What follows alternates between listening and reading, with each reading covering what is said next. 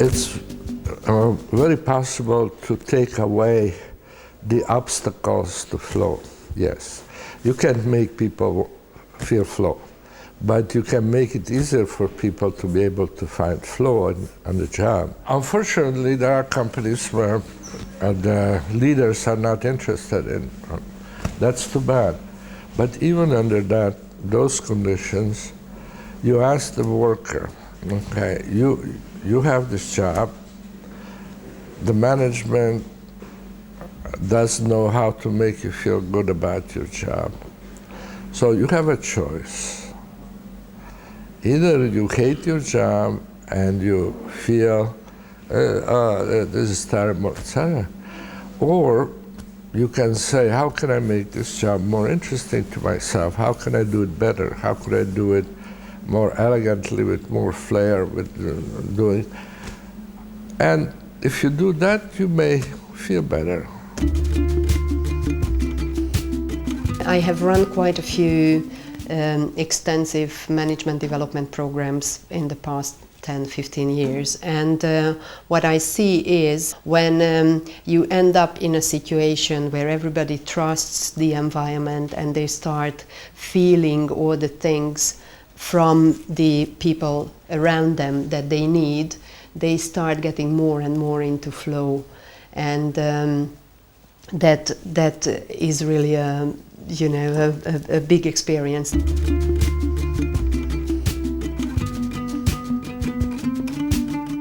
The crisis had an impact on the atmosphere of organizations in general, and it also changed the mood of managers and leaders. The feeling of not being successful, regardless of how much you try, and with the challenges of the crisis together, resulted in less happiness in general.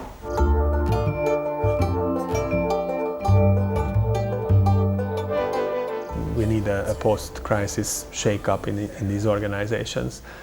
And the concept of putting people into flow, or better said, allowing people to experience flow and not blocking it, supporting it, creating a field in the workplace that supports flow, is the way forward. The problem is most people, when they don't like their job, they take shortcuts.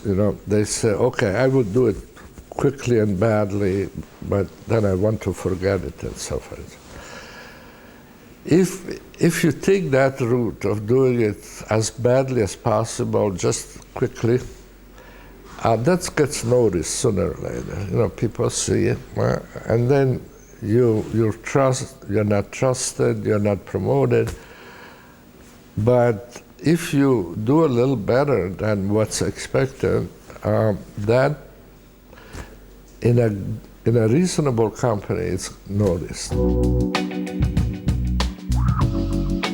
You can definitely highly perform when you are in flow, that is, you're enjoying your work, you get deeply into things you have to be doing, you start loving what you're doing, and you try to bring the most out of yourself in such a situation. Flow is present in every organization.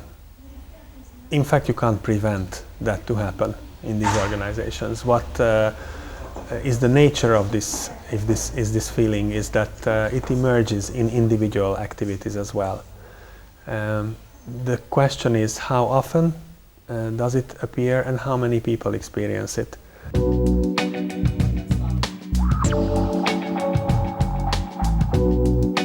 The job of the leader is definitely to increase the number of opportunities where this can emerge, and to look for the blockages and try to eliminate the barriers of flow. There are certainly many differences in the external arrangement of work and the value of work, etc.